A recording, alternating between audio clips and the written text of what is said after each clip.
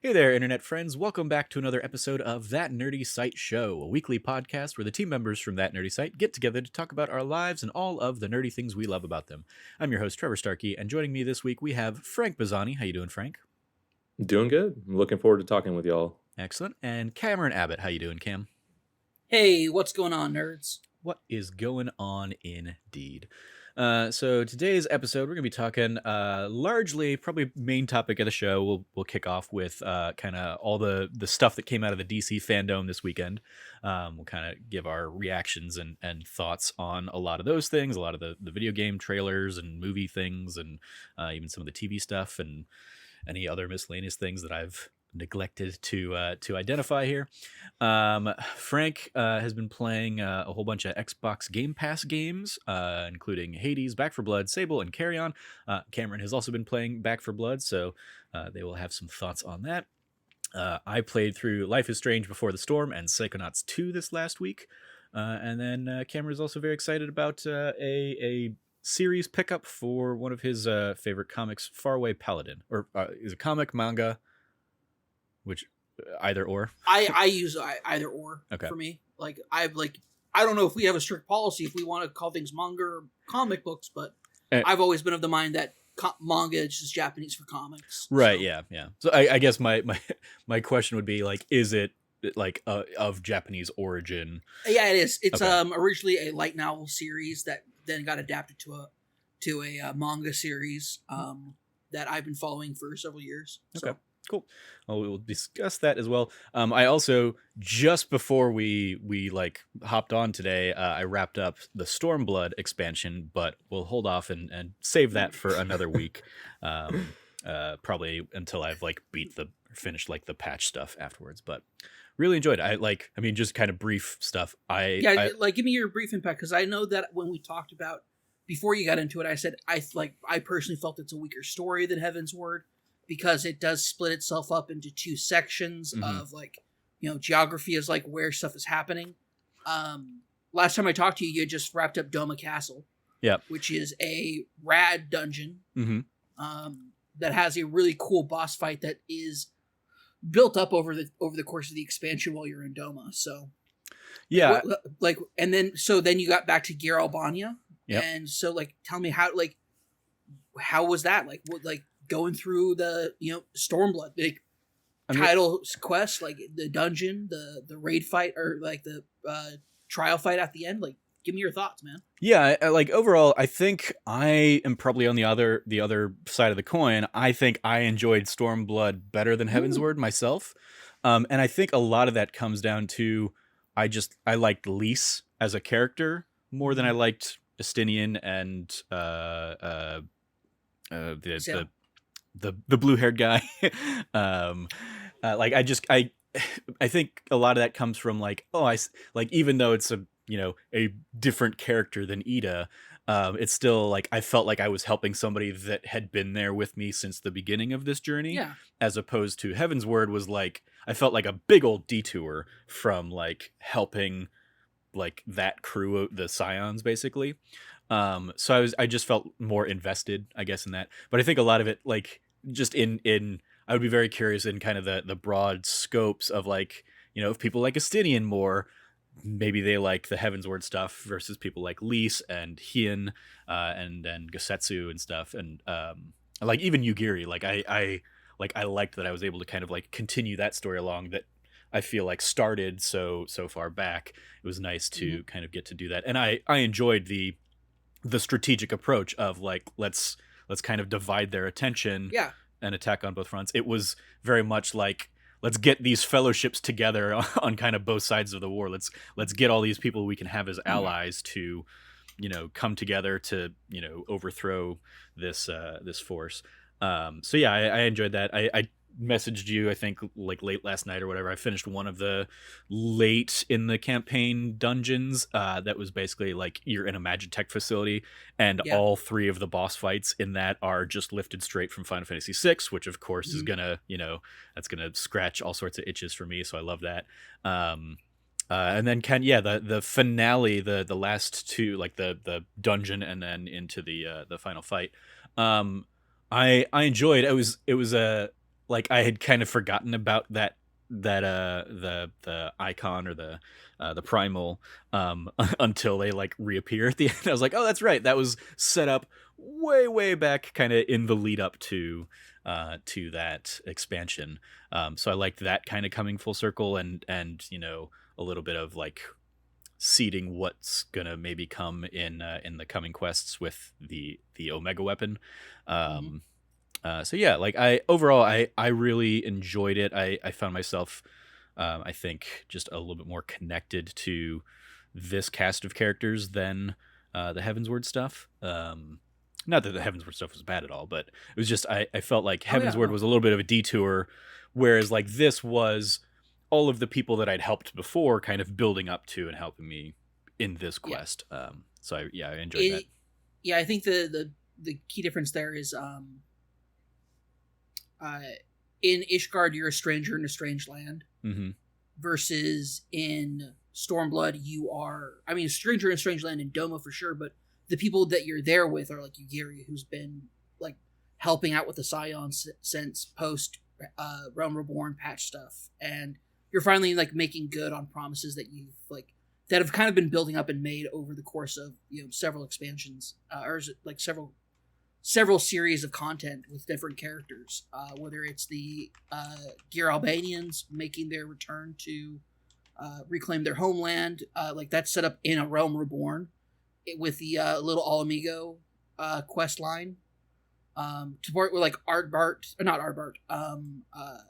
Arvinald, the Gear Albanian who becomes this patriotic like general and commander, who at the same time when you met him was a thug leader of like a bunch of like teens trying to like get a primal made by an Ascian, like in a plot like for that led up to Ifrit. Like there's a lot of payoff to a lot of long running strings that I always saw Ishgard as you have no more allies, and so you have to go to a place that will keep you safe, but that place is also under attack, and so you take up their cause in order to do that. But then I've also found like for me, as much as the war effort was interesting, because I still love Stormblood. Stormblood's great. For me, the aspects of Stormblood's war story, I felt more of an attachment to the long storied lore and history of Ishgard and the Dragon Song War, as well as like the revelations that are made during that expansion. As on top of that, I think it really comes down to the enemies, like the arch villains of Stormblood, are some Ascians, some internal like Ishgardian politics and machinations going on. On top of that, you have Nidhogg, one of the original brood, like the first brood of the Dragon King, who is continuing 1,000-year campaign against Ishgard for details that are revealed in that expansion. This big evil dragon that the stuff that you learn about like Dravania, the dragons, all this stuff. Like, so for me, I've always really, really, really loved and enjoyed that. But Stormblood by no exception is it's not bad. It's incredible content as well. I'm very excited for you to get into Shadowbringers, especially since you're a big like Final Fantasy IV, Final Fantasy VI fan, because a lot of Norvrant, which is the new area that you go to, is pulled really from that in a very big way, and I'm very excited for you to get to that. But yeah, overall, I'm really excited to see like how you like. But also, I think that a big comparison that makes it different is how much did you like Xenos as an enemy? I thought he was fine. I mean, he's definitely like big scary boss guy. So I kind of like I got that. Big scary boss guy with a big dump truck ass. Yeah. Yeah. I mean, he was like he was largely just like, oh, he can really mess me up. Okay, so I need to like go get really stronger and bring all these people together to take him down. That's the purpose he served. I didn't really care about like his motivations or anything like that. His motivations are dumb. Don't worry about it. I don't see him His as motivation, like a very deep 3-dimensional character, but I like, yeah, it was fine. He's a deep 3-dimensional character in the way that he's designed just to be so very shallow. He like, it's like, oh, is there more to this guy? No, and it's intentional. He is like that kind of a person. Like they didn't like hold back on this character. They didn't, oh, we forgot about him or we'll get back to him later. He is who he is to the extent that that's part of what makes him so dangerous, is that he cannot be reasoned with. You can't reason with him. His intent is to hunt. And he's chosen you. You go from being his prey to his best friend, which is a weird thing. And like, but of course, his definition of best friend is totally different than anybody else's. But how'd you like the revelation of the anti-echo? I guess you could call it. It's technically the echo, but it's the artificial echo. Admittedly, I wasn't paying too deep attention to like that element. We're good. There were lots of times, and I've kind of encountered this where like my focus comes and goes in a lot of the cutscenes and stuff. Like if it's a voice cutscene, I definitely like tune in. But if it's like if it's not voiced or something, I like sometimes I'll just kind of skip through it, or I'll check my phone and miss things and be like, whatever. Like I'm sure the big beats will come back to play. Yeah, you'll get it. You'll get it. It's fine. Don't worry. But it's like how like that's how like the trial with Shinryu happens. Oh, how'd you like that fight, by the way? For like the final boss fight of Stormblood. It was fun. I mean, pretty. Like there were. What was that? Like it had like a couple little beats where it was like, oh, okay, like this is the thing I need to do at this point or whatever. I need to, like our crew is very good at like attacking his tail or whatever, which is doing a good job of like taking out a lot of his health. I think I actually may have preferred one of the earlier ones though.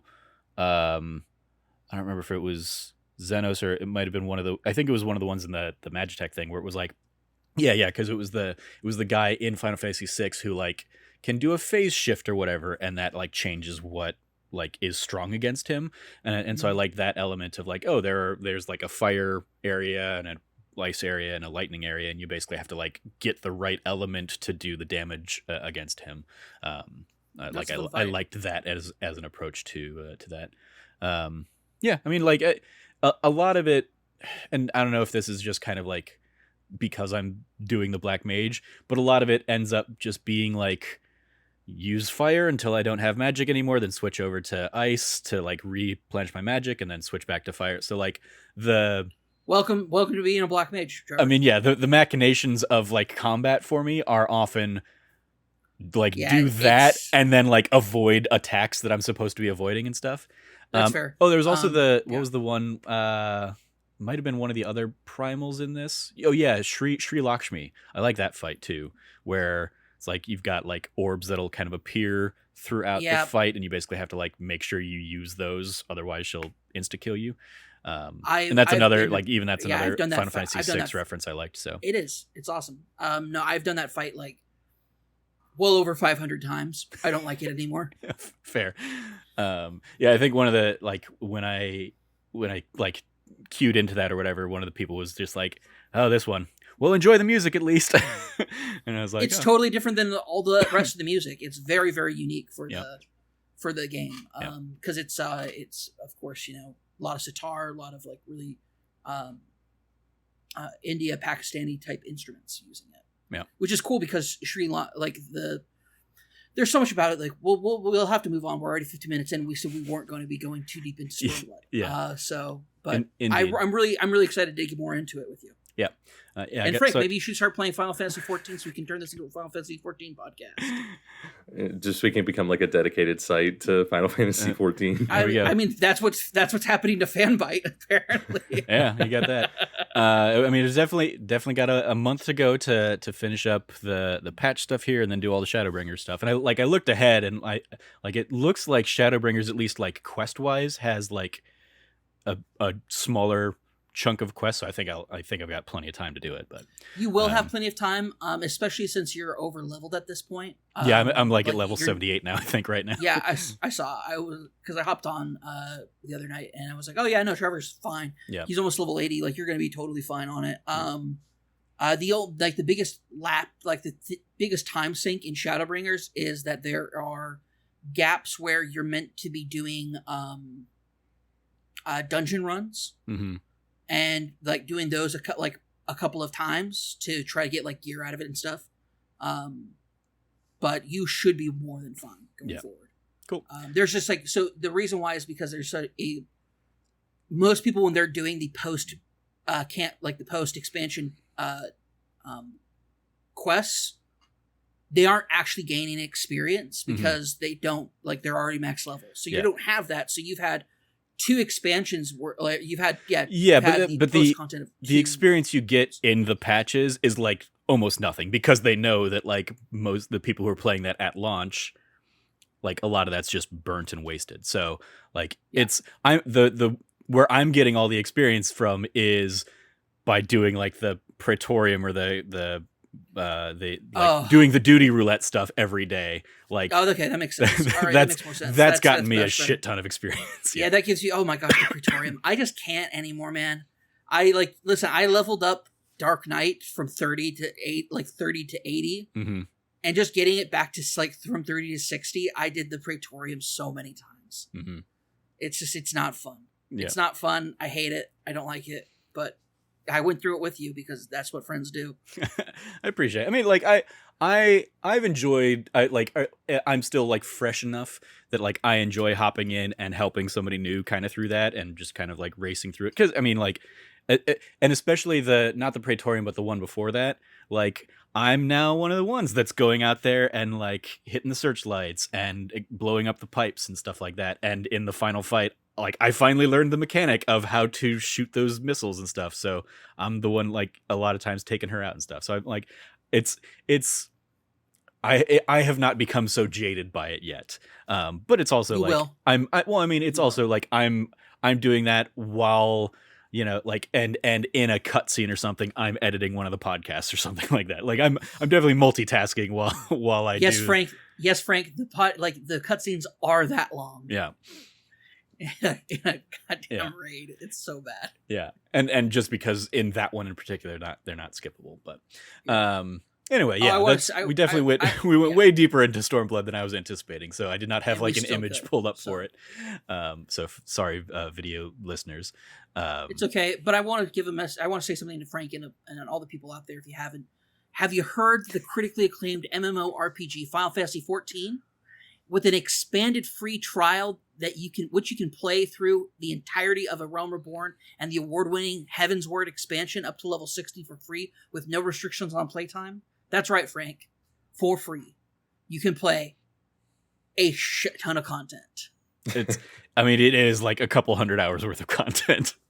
just that. There are like, I only found this out, it might have been like you posting it to somebody on Twitter or something, but like I found out after, because I've been playing not on the free, or like I was never playing on the free trial, but I found out like, oh, but like if you play the free trial, you are like capped at like how much money you're bringing in or something, like it's at some points and stuff, and you know, it's also you're not really like wanting for money in this game. No, it's not really a big deal until you try to get into end game stuff like housing and whatnot. Yeah, housing's the biggest money sink because it's also a nightmarish practice that hopefully the new lottery system will fix, which I doubt it will, but we'll see. Yeah, we'll see.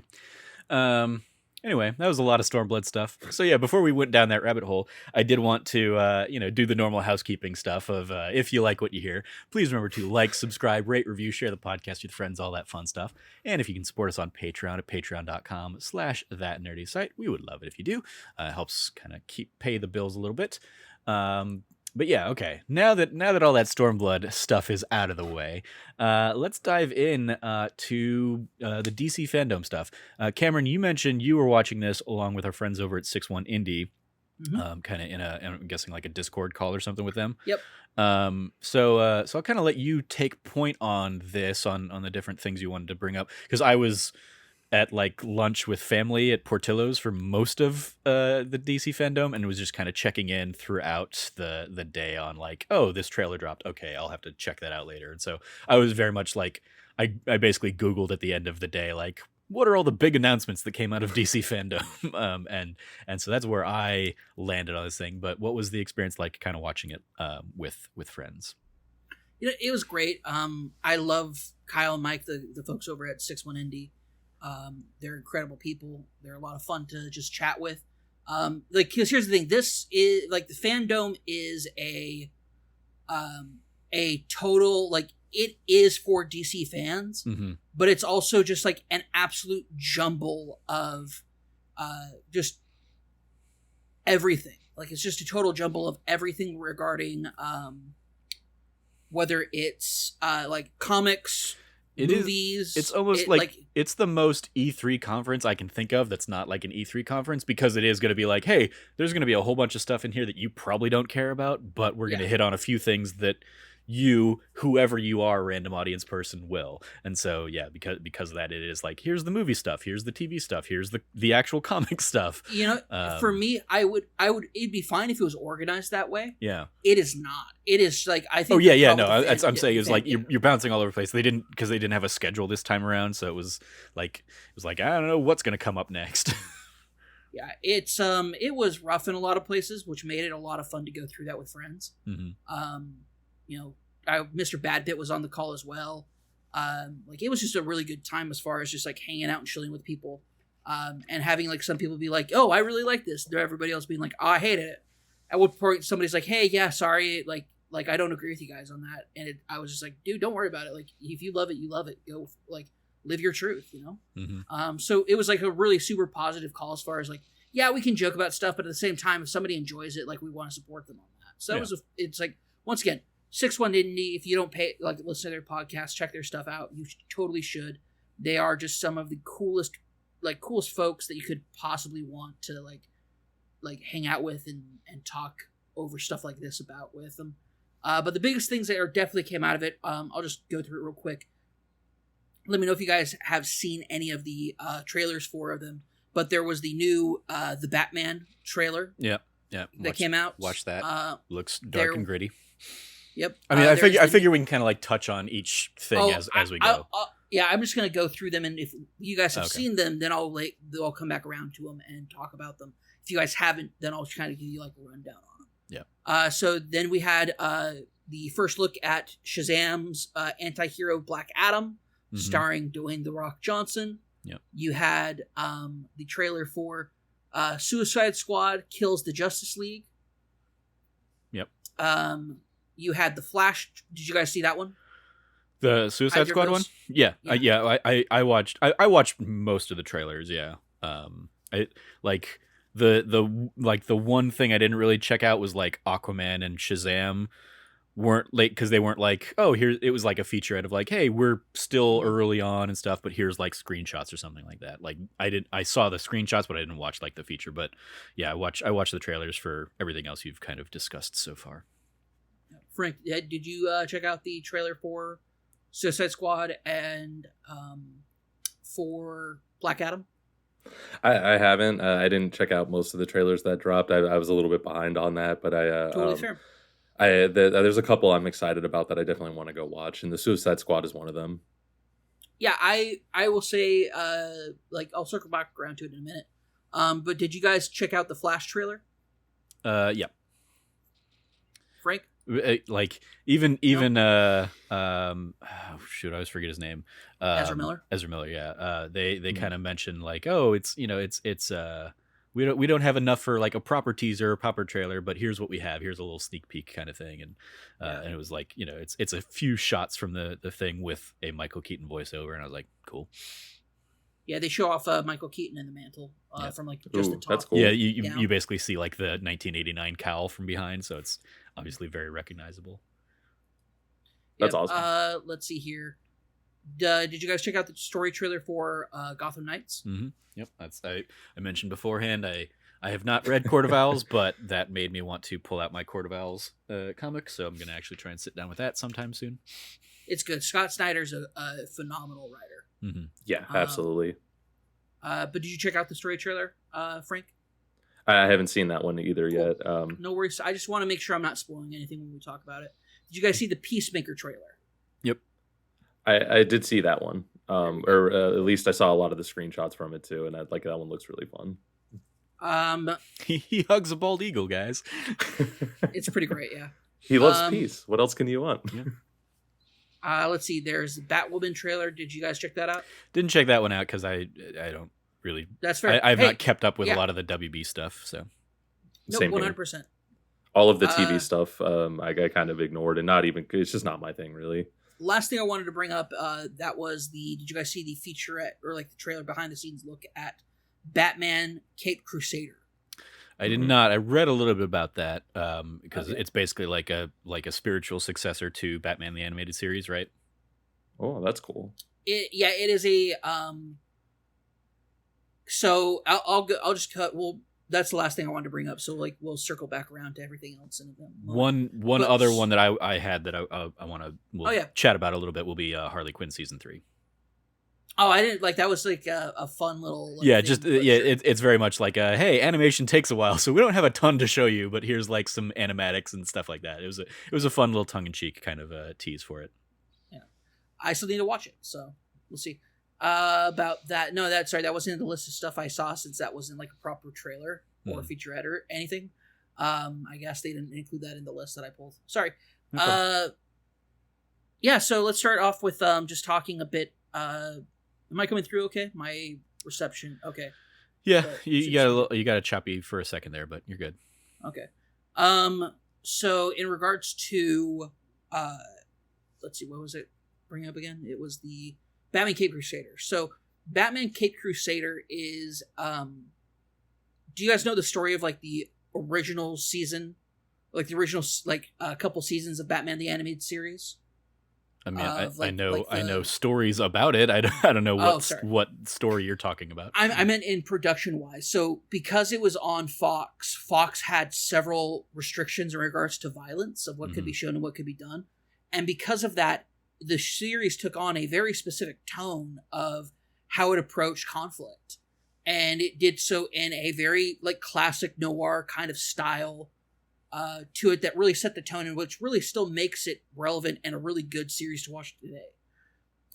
Also, it totally plays up, instead of it being like Bruce Wayne as this guy who, like it fully goes into Bruce Wayne being a total idiot, just like idiot playboy, and like a lot of themes about the original animated series that subsequent series have kind of like left out or not really approached, like a lot of people felt approached in the same kind of way.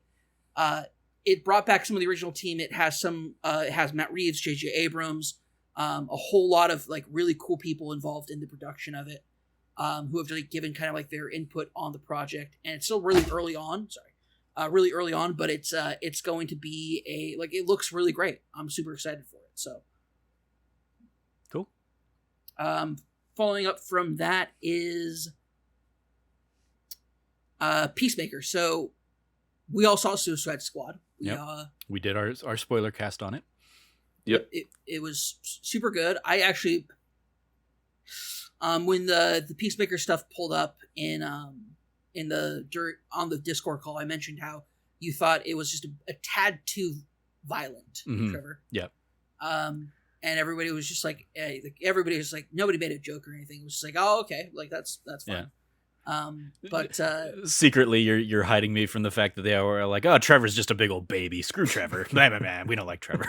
That's really what happened. I know. Baby wasn't the word that was used. There was other words. I know. I was trying to keep it a little bit more PG. I'm joking. No, nobody made fun of me or anything. Yeah, I know. They're like, oh yeah, no, it was pretty violent. Like it was like, yeah.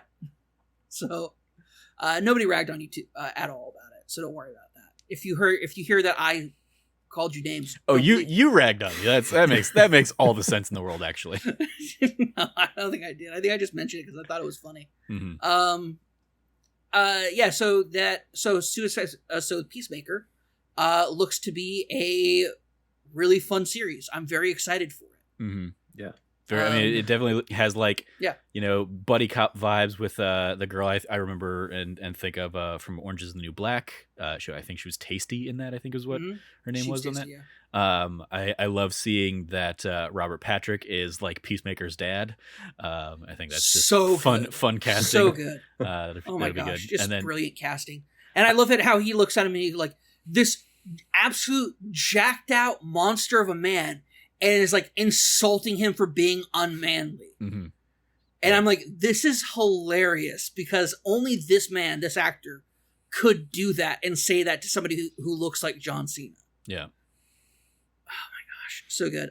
There's like Vigilante, who's like a wannabe sidekick of Peacemaker, and that suit looks super badass though. Oh, it too. looks awesome compared to the Peacemaker suit, which is ridiculously dumb. Mm-hmm. The toilet bowl that's like platinum. It's so good. I love it, man. I love it. I love the setup that they're doing with it. It looks great. I'm stoked for it. I can't wait. It's gonna be a great series. They're definitely leaning into Cena's comedic chops, which I'm always a fan of whenever we get that. And yeah, I thought a lot of the jokes in the trailer landed pretty well for me. I was like, this should be a fun time. I also liked some of the parts where he's not in like the Peacemaker suit. Like I like seeing those where I saw the screenshot where he's like just in kind of like normal plain clothes, and I'm like, I hope they do more fun stuff with him. Like when he in the movie when he was wearing like the Reeboks and the jean shorts and like the polo. Like for some reason I love that. Like I know the Peacemaker costume is ridiculous, but to me that's way funnier and like way more ridiculous for some reason. There's an entire part of that trailer where he's in his tidy whities, and it's just like. God damn it. God bless John Cena for just being like there, like living for the moment and humor. Like just God bless him. He is 110% in on that character, and that's like what I think really makes it too. Because he even I forget if I mentioned it when we did the spoiler cast, but I heard an anecdote that like when they were filming the movie, he was just wearing that costume. Like he would leave wearing that and go around town and go to bars and stuff, just dressed as Peacemaker. Like he liked the costume so much. Like he's just 110% in on that. He was doing a ton of press in costume. Like he would do like the Tonight Show and stuff like that, just in costume, fully like decked out as Peacemaker, rather than like his normal like I'm gonna get dressed up in a suit kind of attire. It was like he is very much like akin to like Ryan Reynolds. He loves that character and wants to make it, as great as it can be. Yeah, so there's that. Then there was, let's see. So yeah, we're all in on Peacemaker, it sounds like. Very excited for that. Yeah. I mean, it's one of those like I imagine it's going to match the same violent tone of this, so I will probably have to like watch it through like, kind of like covered eyes at times, but I will definitely be trying to check it out. James Gunn is attached to the show, he right? directed the show too, yeah. He directs the first couple episodes, but he's the showrunner. Yep. Yeah. So it's going to have that tone throughout the entire show, no matter who's directing, which is exciting. Very excited about that. Maybe we might turn Disney Plus into Disney Plus Plus, like the D plus plus show, where we also bring in other I mean, it is just called That D Plus Show, so it's not strictly Disney Plus. We could absolutely go into any other streaming services where we might find D plus level content. Oh, which HBO Max has in spades. Admittedly, I'm watching Venture Brothers right now because that finally came to HBO Max, and I'm like, yes, thank you. So. Venture Brothers is the best. I love Venture Brothers. Yeah. So no, so moving on. Oh no, I was gonna say like I still can't get that scene out of my head where he chops up people. Not where that is a great scene. No, I was thinking of the scene where he's talking to Idris Elba's character, and Idris Elba's character is like, oh, you just think like that, and he goes, yeah, if it's cool as fuck. Yeah, it's dope, if it's dope as fuck, yeah. Oh yeah, it's dope as fuck. And Idris Elba's character goes, fuck, he's right. It's like that is dope. Yeah, just like that. I love that humor is like all like that specifically like, that kind of humor is throughout the entire trailer. Mm-hmm. Is just like, yes, like when he's like, Dad, grab my phone out of my pocket and take a picture. I don't want to move because the eagle's hugging him. Yeah. Yeah. It's great. Love it. Next up is Gotham Knights. Did either of you see the trailer for that? Yep. I haven't seen this one. Okay. Just brief. It's you really go full spoilers if you guys want to. I don't mind. It's a story trailer, but it has a lot of like really cool iconography going on throughout it. It's playing up like I will say spoiler wise as far as the story goes, it's both Batman and Jim Gordon apparently are dead. Mm-hmm. Mm-hmm. And so it is about like the next level, like the next era of Gotham crime fighters, and it looks super good. Looks like there's going to be a lot of story elements to this game that the previous trailer that we saw back at last FanDome, people noted that one was all action. So yeah, this is like most of it is pretty much narrated by the Penguin, who's kind of like telling somebody about the Court of Owls and how they've kind of been running everything behind the scenes, and you guys don't like. If Batman and Jim didn't know what was going on, there's no way you guys have a clue what's gonna go on with it, because obviously you're playing as the extended Bat family. Yeah. Yep, it's super cool. I'm very hyped for that game. I'm definitely looking forward to it. The story trailer does a lot to kind of like flesh out like a little bit about like kind of like the deep conspiracy nature or conspiratorial nature of the Court of Owls. So it's a good thing. I won't go too into any detail about like what I want to look forward to it, because you Frank, you haven't seen the trailer, and Trevor, I don't want to spoil anything because you're about to dig into one of the best Batman stories of all time. Yeah, so it's real good. It's extremely good. One of the things that I'll touch on, just like comparing this to the Suicide Squad Kill the Justice League trailer, is both of them feature Penguin, and both of them feature very different Penguins. With Gotham Knights basically saying like, this is our Penguin, so we're clearly not in the Arkham verse. This is like our own take on these characters and stuff like that.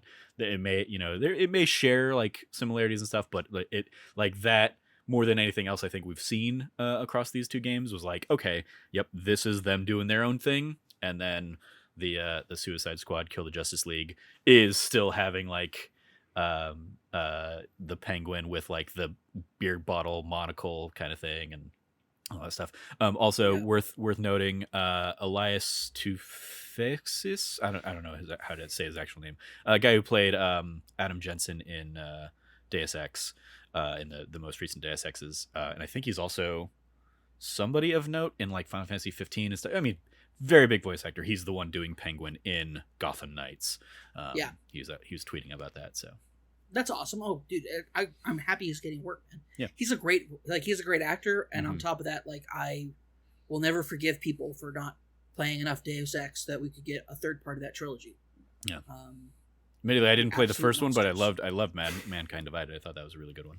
If you really love Mankind Divided, then you would definitely appreciate the first one. Yeah, I mean, I heard,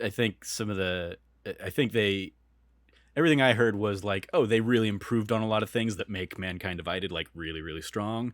And if I were to try to go back to the other one, I like, especially because like I try and play stealthy, and there are times in that game where it's like, hey, if you put all your points into stealth, you're gonna be really fucked in some of those fights. That's how it was originally. In the remastered version that they did, they changed that up completely. Okay. Because that was a big complaint. It's like, oh, I didn't put any points into stealth, like, or into fighting, and the developers like, oh yeah, that would have been a decision people could have made. So they went back and they completely redid parts of the game. Okay. To make it so that you could completely avoid fighting. It makes it like a incredible game because of that. Okay. Granted, I still like fighting in that game. So yeah. Anyway, Gotham Knights. Yeah, Gotham Knights. Really, I mean, like, admittedly, really cool. Maybe like if I get really into the Court of Owls storyline, I'll be like, my mind will be changed on it. But like, there isn't. Oh. I'm not super into what I've seen from Gotham Knights so far. In part, like, because it's also, there's the co-op element of it, and while you can play it single player, it seems like it's clearly being designed to be a co-op kind of game, and I'm like, that's not typically going to be my experience, and I don't know how interested I am in a Batman game where I'm not playing Batman.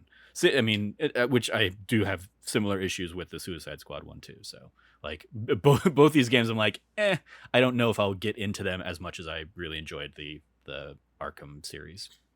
Yeah, I guess that's a good point. Because I'm a massive Batman fan, but I'm also a massive fan of the Bat family. Like, I love the Bat family. I love Nightwing. I love Red Hood, Robin, Batgirl, I'm very excited to see their approach, WB Montreal's approach to building out a story about legacy and taking it up. And I think that's very cool. But on top of that, I also think that the idea of the co-op versus solo, I think it's a bit like from what we saw from the combat. Like I went back and I watched the old trailer. And apparently they went back to the drawing board because people were like, but is it too focused on co-op stuff? And apparently like they went back to the drawing board on some of that stuff, but maybe that's why it got delayed. Yeah, it got delayed because of that. On top of other stuff too, with the pandemic. But, obviously, yeah. Yeah. I had not heard that they were retooling the gameplay design. Yeah, because a lot of people were like really just like, what if a lot of people came out and said, I don't want to play a multiplayer Batman game. I want to play a single player one. And so I think they put a re-emphasis on that because it is going to be, because they are bringing in RPG elements to it, as far as improving skills, new like unlocking new tools, stuff like that in regards to running missions. So you like it's I'm excited for it, but also because any game that lets me play as Jason Todd Red Hood, I'm in, because that's my favorite Batman character. So there you go. Yeah, and I get why you would say that, or I'm referring to Trevor here about like kind of the skepticism or kind of the worry about it. But that's why I'm kind of with Camera. That's why I think it is a little bit interesting, because like we've had so many games where you are just core Batman, and like obviously he's awesome, but like all of the extended Bat family have like their own cool play styles and different weapons and like abilities, and they've done some cool DLCs. So like the Arkham games where you get to play as like Jason Todd or like Nightwing, or even what makes me hyped for like.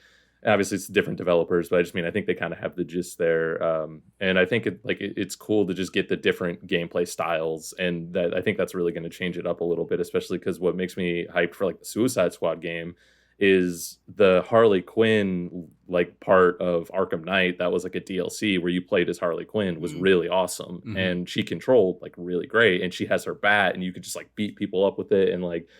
I think they're going to do a lot of really cool, like interesting things with these like different sort of play styles, even if it is not like necessarily the same team. I just think they're going to like, you can pull from a lot of really cool ideas and do interesting things with all these different characters. Yeah. I mean, and also like combo maneuvers too. I could very easily be like, I can very easily be convinced to, of course, check the game out. And I could also very much be like, harboring like residual pain from Marvel's Avengers, where that's true. Yeah, each of those characters plays well, and that's great. And you know, I've leveled up to I leveled up half that roster to max level, but I also got really burnt out by doing that, and don't really ever want to touch that game again right now. So it'll very much depend on kind of how they handle.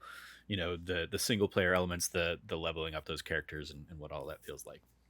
But yeah, I totally agree with you there too. Because even when we were kind of Cam was kind of describing it there, I was like, this sounds a little bit like Avengers, and I don't love that. Yeah, but I was like, I hope this is way better than Avengers. But especially.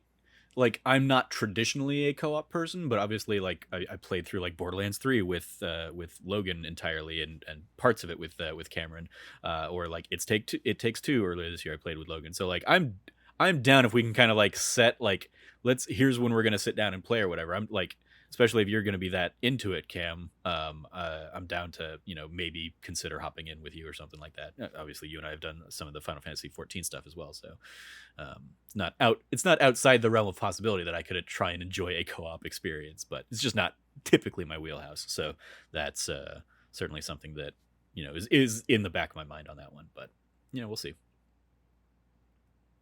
Yeah. Cool. So next on your list. Up next up is let's see, Suicide Squad. We kind of covered that with. Did you guys have anything else you wanted to like? Because we all three of us saw the trailer, right? I did. I haven't. You haven't watched it yet, Frank? Yeah. I mean, you guys can go full spoilers though if you want. I don't mind. Yeah, the humor of this trailer hit for me better than the humor of the last trailer, and I think it's weird because like the last trailer we got was like them getting kind of the mission and ending with obviously Superman and stuff, and it felt so like almost like beat for beat on that same kind of trailer that we'd seen from the Suicide Squad movie of like them talking to like the team banter kind of stuff. So like the first trailer didn't do a ton for me, but this one I liked better. I liked getting a little bit better of the sense of the story, and I also hopped in and watched like some of those like here's all the things you might have missed in this trailer kind of breakdown, and it's like it's there and it's apparent. The idea that like Wonder Woman's in this and may not be corrupted in the same way that Superman and Flash and Green Lantern are when we see them in this. It's like, oh, maybe you're fighting alongside Wonder Woman for at least part of this, or at least like your missions are in alignment. And I love that idea as like a possibility of like, oh, Task Force X is going to come in here and save the day, but like Wonder Woman's going to be the one that like does the final thing and they don't get any credit for it or something like that, is like a potential story beat that I think is incredibly fitting with a Suicide Squad type of story. So I'm very interested in kind of how that all that plays out. Obviously, I mentioned earlier that like this does have the Arkham Penguin that we've seen previously. I'm curious if Nolan North will be coming back and voicing it, because we don't really hear him, but they like even there they have some fun beats to it. Also shout out to another voice actor in this one, which was like confirmed last time around too, but it's just kind of reinforced here that like reminder, Samoa Joe is playing King Shark, and I that's a fun casting too as a wrestling fan. So yeah, like I enjoyed this one. Oh, and also shout out to Deborah Wilson, who's just getting all sorts of like video game work these days. She's playing Amanda Waller in here, after previously, or most recently, she was Okoye in the Marvel's Avengers Black Panther War for Wakanda DLC, and she's also kind of your like leader guide in the Jedi Fallen Order game. So she's out there, killing the game in games right now. So it's cool to see her, because I've been a fan of her since like the Mad TV days and stuff. So yeah, I enjoy this trailer, and of these two games, I'm more interested in this one, just to see kind of how Rocksteady gets to evolve on the Arkham stuff when they're not locked into dark and broody Batman, when they can be explosive and funny and a very vibrant game with like the colors and a daytime metropolis and all that stuff. So right. I'm totally with you there, where I'm very excited for that game. Like I especially, and out of the two, like, and it's definitely not a contest because I'm excited for both, but like the Suicide Squad I'm like really hyped for, because we haven't had a Rocksteady game since Arkham Knight, and that was so long ago. And Yeah. I'm just like, I want to see how, like you said, how they can iterate and do all that like crazy stuff. And I really like the Suicide Squad, so I'm like, I think they can do some fun stuff there. Technically, I had Arkham VR on PSVR. They did that after Arkham Knight too. Yeah, I forgot that existed until right now. Yep. For me, I'm way more excited for Gotham Knights, just because the content. Mhm. I've never been too into the Suicide Squad as a thing. I really enjoyed the most recent movie, but as far as like the concept and everything that they did with it, it's never been like my favorite thing. Mm-hmm. Like especially since they went with the quote unquote core. Like honestly, anything that has Captain Boomerang in it, I'm not too into. Fair. Like it's just not that great. You prefer Boomerang Captain Cold? over Captain Boomerang? Probably. Yeah. Dude has a freeze gun versus the dude who has boomerangs. Anyway, plus his name's Snart, so just endlessly being able to make fun of him for that. So yeah, so there's that. Let me go ahead, and so coming up next though is let's talk. Frank, did you and Trevor, did you guys see the trailer for Black Adam? No, I did not. Yeah, which trailers did you see, Frank? Did you really watch, none? Did you watch the Batman one at least? No, I saw some GIFs and screenshots of it, and like, I mean, I'm gonna go back, and that the Batman, the Suicide Squad, and the Gotham Knights are the ones, and Peacemaker were the ones I was really interested in watching. I just haven't gotten the chance yet. I was at the Austin Record Convention yesterday, so that took. Oh, that makes sense. Okay, that makes total sense. Yeah. Then. You're fine. Fair enough. You were fine before as well. Yeah, but, yeah. I just feel bad. I wish I would have caught up before the podcast, so I'm sorry about that. All good. No, you're good. So let's go ahead and Black Adam. Black Adam. So this is probably the one that I was most surprised about. Because I was not prepare. Like I did not like because the whole thing is like this project's been in development for like what, a decade, a long time. Yeah. Yeah. I mean, it was like one of the first things that got announced in like after like the Man of Steel movie or whatever. It's like, oh, and The Rock is going to be playing Black Adam. It's like, what? Like before you ever do a Shazam thing, like. Because the order of all those operations it was just like why are you having him play a bad guy or an anti-hero or whatever. Yeah, it was a weird call. It was a weird one, but it's what's really interesting about this is that it's actually not just a Black Adam movie, it's also a Justice Society of America movie.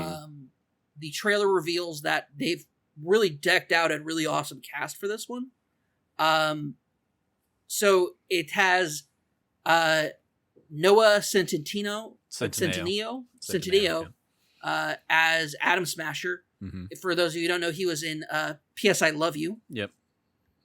As the Peter. To all the boys I've loved. That's right. To all, P.S. I Love You was the second sequel, one. or yeah. So to all the boys I've loved before.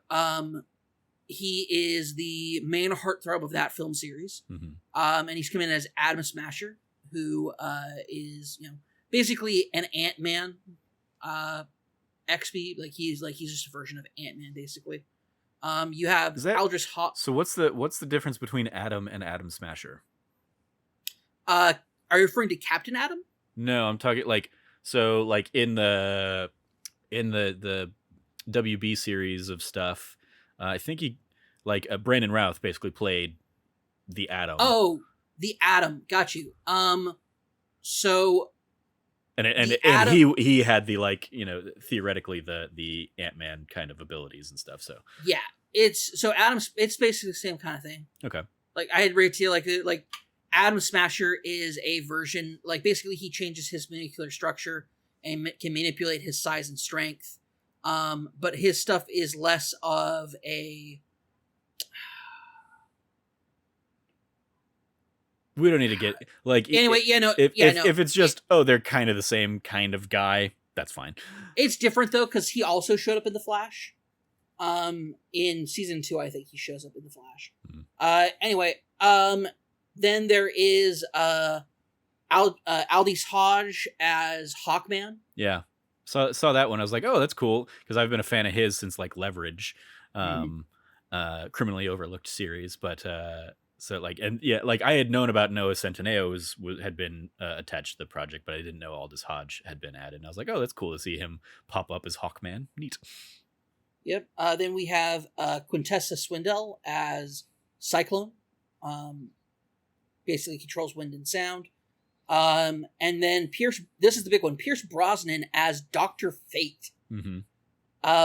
Who wild, one for me because I did not know he was attached to the project and I did not know that he was playing Dr. Fate. He is a perfect choice for Dr. Fate.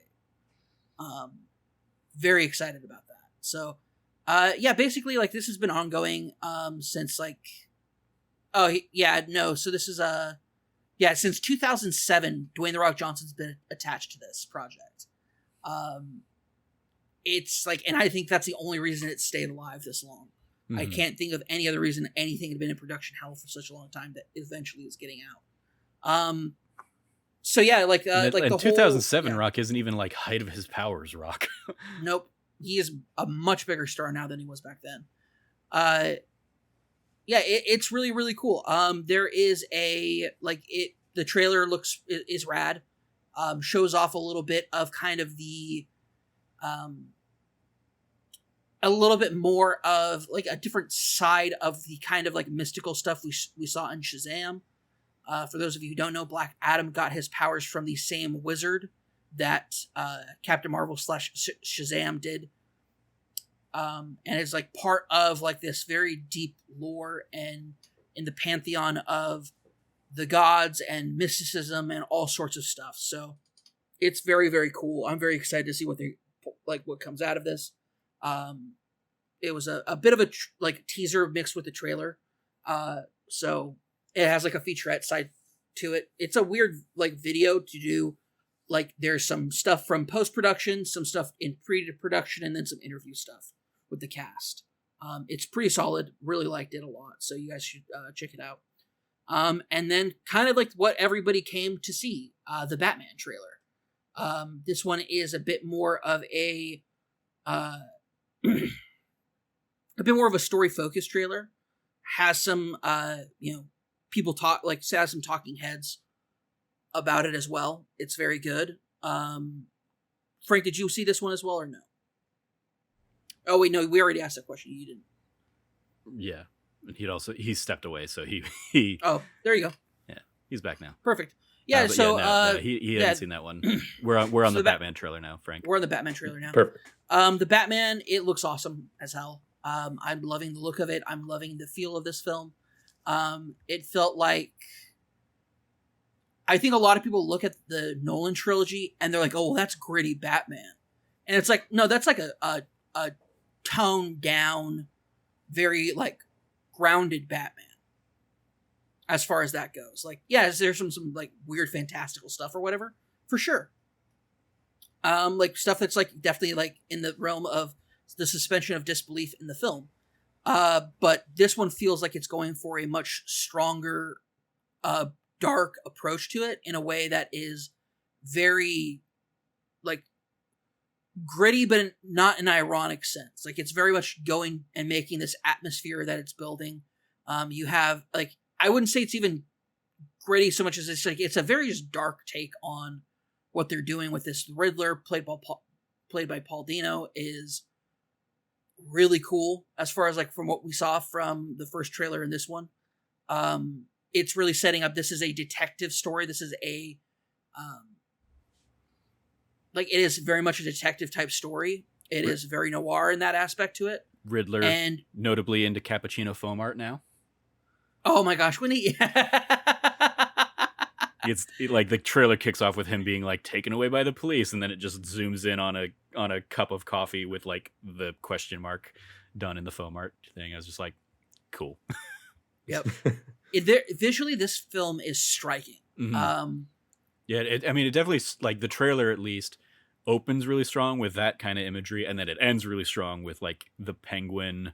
Oh my gosh! Like the penguin like trying to flee the Batman, flips his car over, and then like he just you see him like looking out the window of his car at like an explosion in flames, and Batman just walking towards him menacingly as that image transitions into like the logo treatment. It's just like, this looks really fucking cool. It's one of the coolest shots of cinema I've ever seen. And it's like, because it's raining heavily, like it's heavily raining. There's a fire, like car on fire. And so you get fire and rain, and the wind is billowing. So his cloak is like drifting a bit. And it's just like, it's the coolest fucking thing that I've seen in years. Just like, I still can't get that image out of my head. Like, it's so fucking cool. Mm-hmm. Like, want that as a wallpaper, 100%. Like, it's so good. But I will say that, I'm just super stoked. I think myself and a lot of people around the announcement of Robert Pattinson was a wait, what kind of moment. Mm-hmm. But his projects that he's done post Twilight, I've been a fan of. Yeah. And that's if people only think of him as Twilight, then yeah, their response is like, oh wait, what?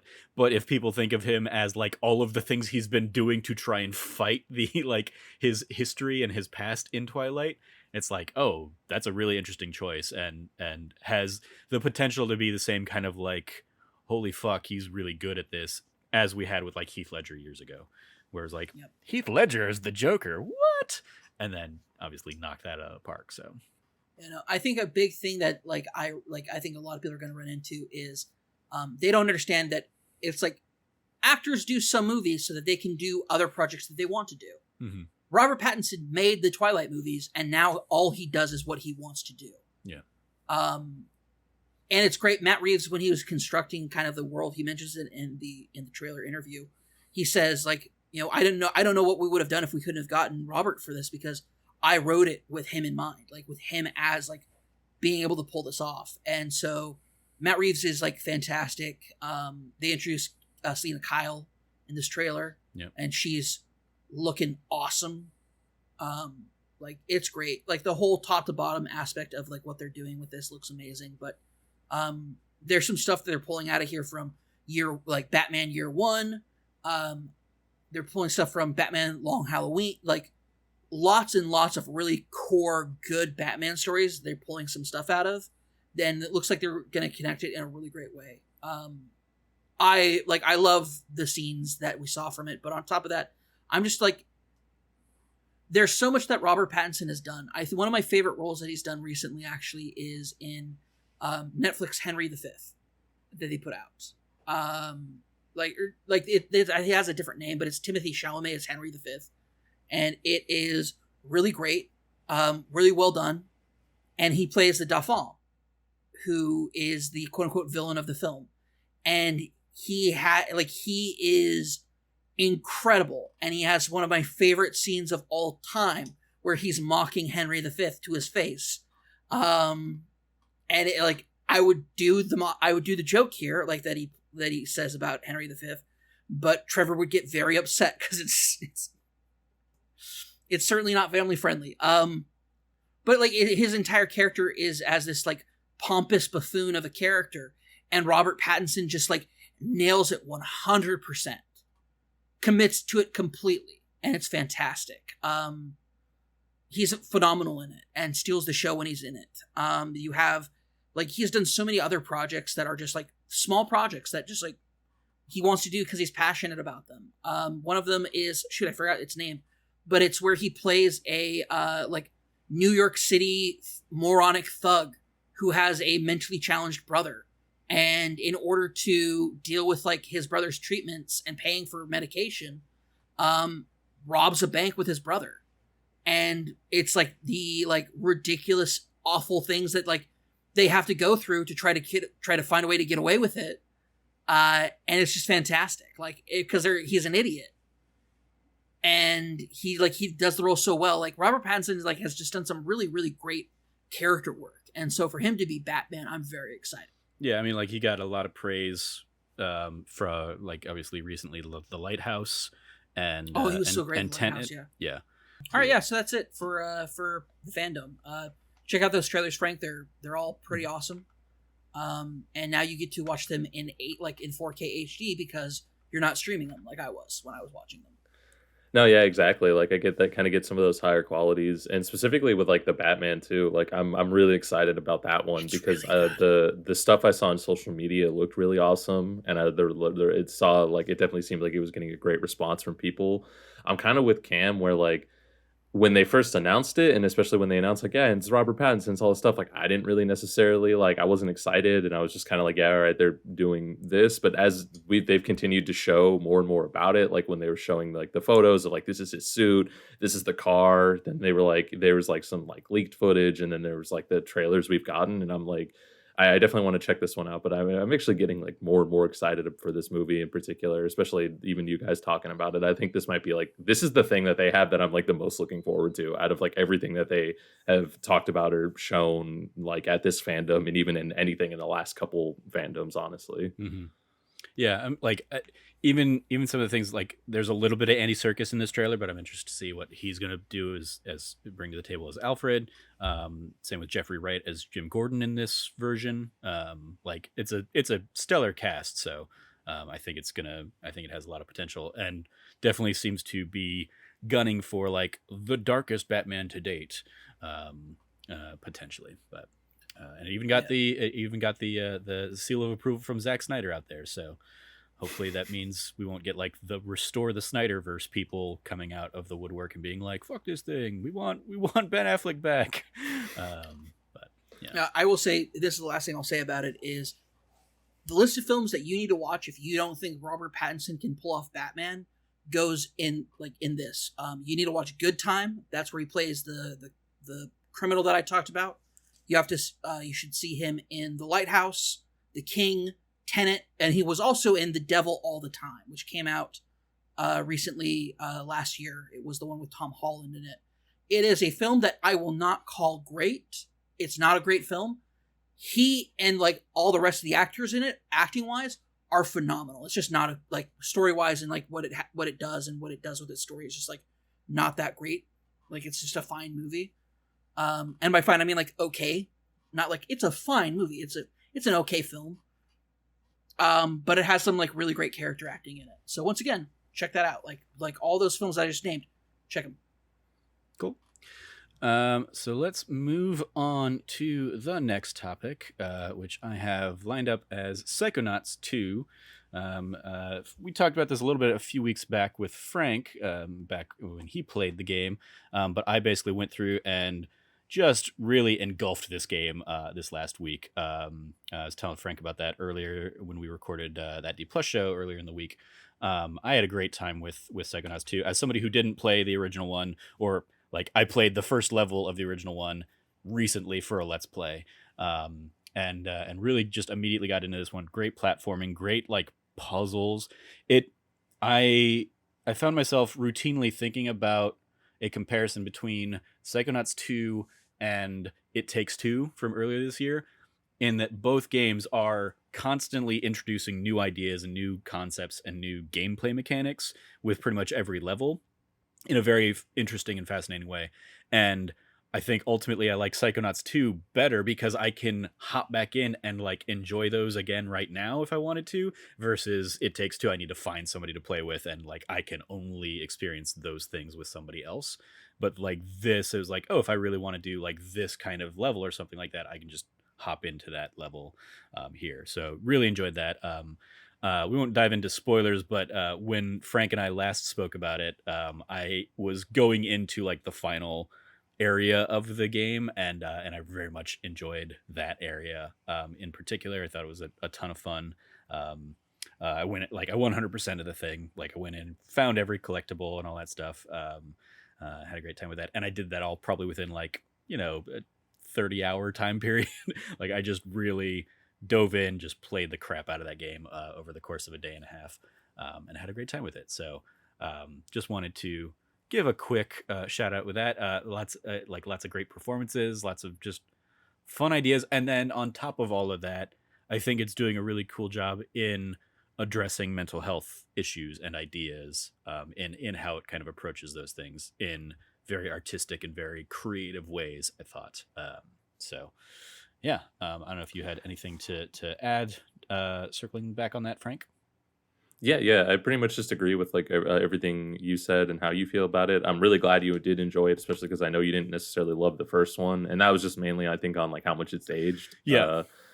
But so that's why I'm glad you definitely were able to dive in and really enjoyed this one. But I'm kind of with you on everything you said. And even when I was playing The Last World, like when I got to it, I was like, I think Trevor would really like this. Like I really thought of that, and I was like, and I really like that Last World. Is like I think it's like one of my favorites. In terms of like that way it like flushes out the story and gives you a lot more like information. Like, but that's like one of my favorite things about the game is how you kind of get to see like all these different sides of the same story. Yeah. And everybody has their version. So that's what I think is really cool. Very much so. I think the game does a great job of kind of doling out like different perspectives of maybe the same set of events or some very key events kind of like that a lot of these characters revolve around. Like you get to see them from like so and so's perspective, and then this person's perspective, and how does it change when it comes from like this last person's perspective. So yeah, I had a good time with that, and yeah, it's just there's just a ton of great characters throughout. Ton of fun in Psychonauts 2, and I very much I found myself thinking a couple times over the last couple days. I'm like, do I want to like I played it because it's on Game Pass, and I didn't I played it on Xbox because it's on Game Pass. Do I want to go back and like play it on PlayStation just to get that platinum trophy and just like enjoy it all again? Now knowing kind of every like how the story's gonna play out and stuff, and where everything is, so I don't have to spend as much time like searching for those last figments or whatever that I was trying to look for in a few levels. And I'm tempted to do it. Probably don't have time to do it, but I'm tempted, and maybe I'll pick it up on sale sometime down the line and just be like, I want to revisit Psychonauts 2. Good year for kind of the golden era, PS2 era of like platformers and stuff like that kind of making a comeback. We had like Psychonauts 2, we had Kena Bridge of Spirits this year, we had Ratchet and Clank this year. It Takes Two is, you know, another one, obviously. There's so many games I have to play before the end of the year. Yeah. Have fun with that. Yeah.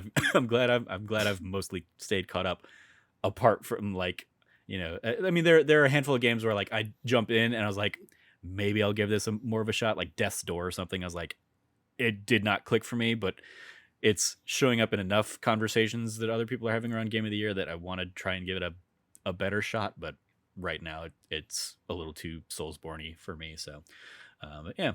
Well, that is some Psychonauts 2 thoughts. Real quick, pivoting on to, we won't spend a lot of time on this one either, but Life is Strange Before the Storm. I played basically like before hopping into Psychonauts 2. And I recorded like my entire Let's Play on this one that went up, half of it went up on the channel this last week, and the other half will be going up on this coming week, because it's 3 episodes and then like a bonus episode. Life is Strange. It's my first time hopping into this one.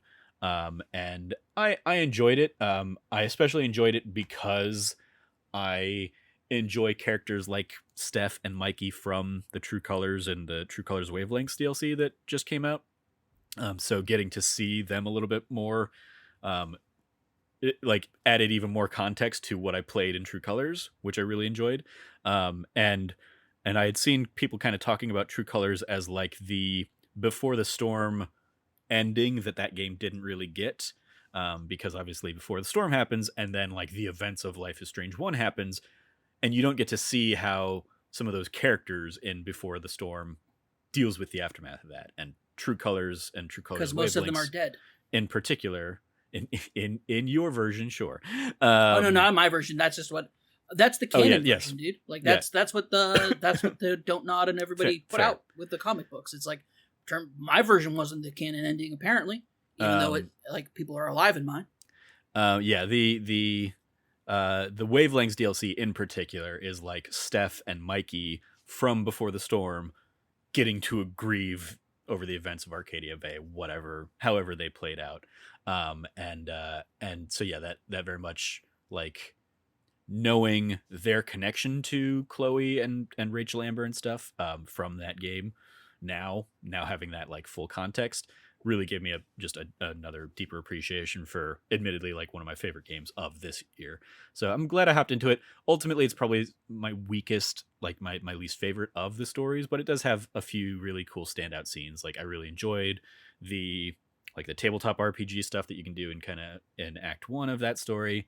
And I really enjoyed the bit of like theater play in Act 2 of Before the Storm, where you basically go on stage and have to kind of like wing your way through some The Tempest, speaking of Shakespeare.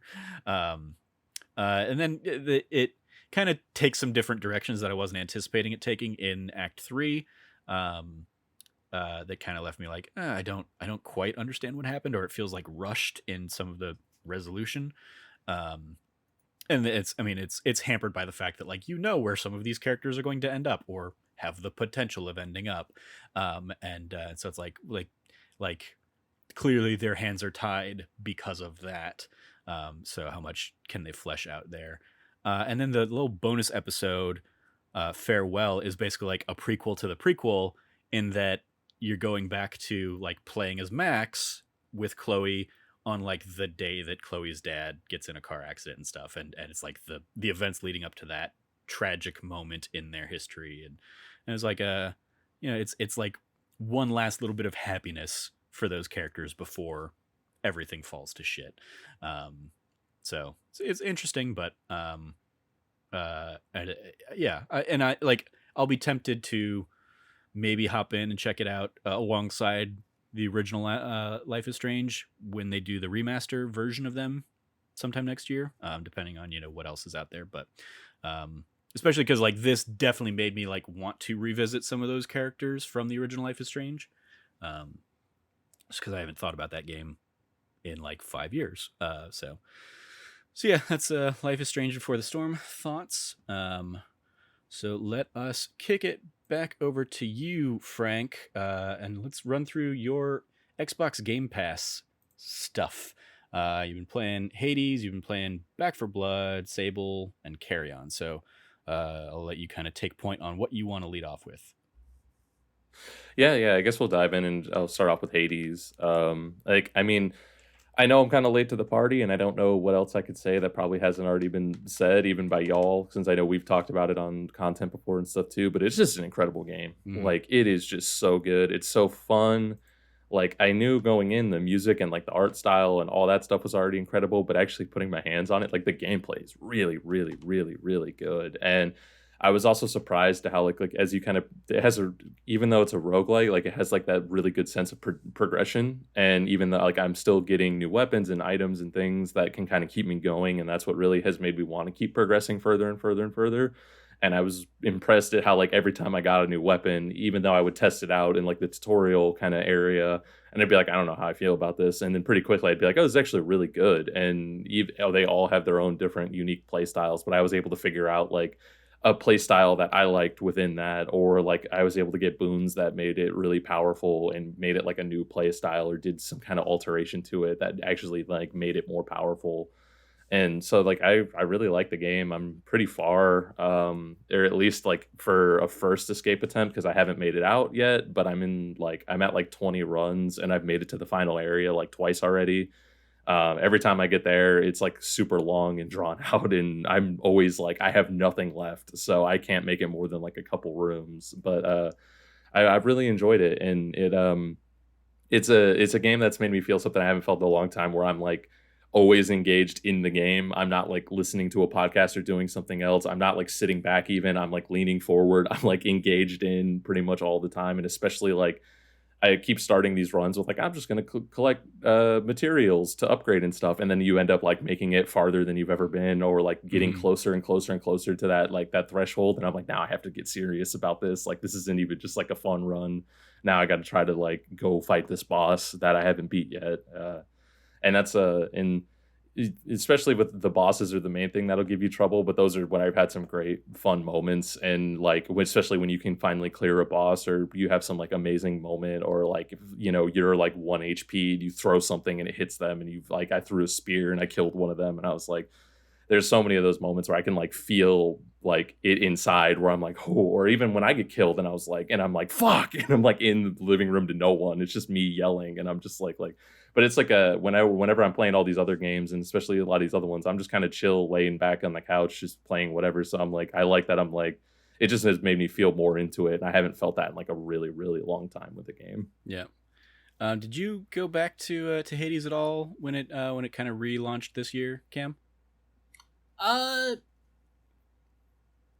not really. Like I went back and played some more on my Switch, but yeah. Like that was just more clearing out challenges and stuff. Yeah. Okay. I thought that's kind of where we'd actually like went, because I picked it back up on PlayStation, and I thought that was where you kind of said it was like you I think you even like, I never really stopped playing Hades. I like you kind of kept up with it and stuff. That's still technically true. I kind of still haven't really stopped. Like it's still like I have time to kill. I got like 15 minutes before I have to do something. Let's throw on and do a run of Hades. Mm-hmm. Yeah, for me right now, I'm kind of in that same boat of like, do I want to do like a round of Fortnite, or do I want to do a round of Hades? And I'm like, 6 and 1/2 dozen the other kind of thing. And I know you hate Fortnite, fine. But yeah, it's I love that. Like they tried to convince me yesterday when we were watching. They're like, oh yeah, the Batman Fortnite stuff's real good, and I just said disgusting. I said that's disgusting. That's nasty. And they're like, what? Like I'm like I hate Fortnite. And they're like, oh, but it's like, it's really good. It's like, disgusting. Get that out of me. Get that out of here. I don't want to hear anybody talk about that. Batman and gross. I mean, they're doing like, I logged in today. They're doing like I'm presuming in honor of DC FanDome, like all of the DC characters are in there. You can get Wonder Woman, you can get Beast Boy, you can get Batman. Obviously Superman was like a character from last season, so you can't buy him. But yeah, they got like a whole bunch of I think Flashes in the store right now too. So you were gonna say something else, Frank? And I'm kind of with y'all there, where like I played it a lot, like, and I haven't fired it up recently, but I think it's just going to be one of those things that's like in the background for me, that I'm probably going to keep going back to for like a long time. Like, this is random, but like I got on that GG app recently to like track what games you've been playing, and that's one of those ones that's like it's in my currently playing, and I'm probably just going to leave it there for like a really really long time. Like I haven't made it out yet, but even after I make it out for the first time, I'm probably just going to keep going back and doing random runs. And it's kind of like y'all said, where like when you have a couple minutes to kill, just like fire it up and go back and try to like get some resources, get some keys, diamonds, whatever. And that's especially. I mean, the game does a really good job, especially in like the first handful of like clears, to give you like story reasons to keep going.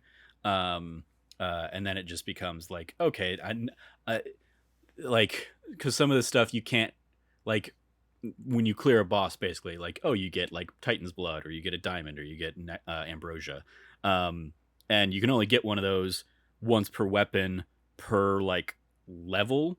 But once you clear the game once, you can like add modifiers that will basically be like, okay, now you have like one heat level on there, so you can like recollect all those things again if you beat each of those bosses again.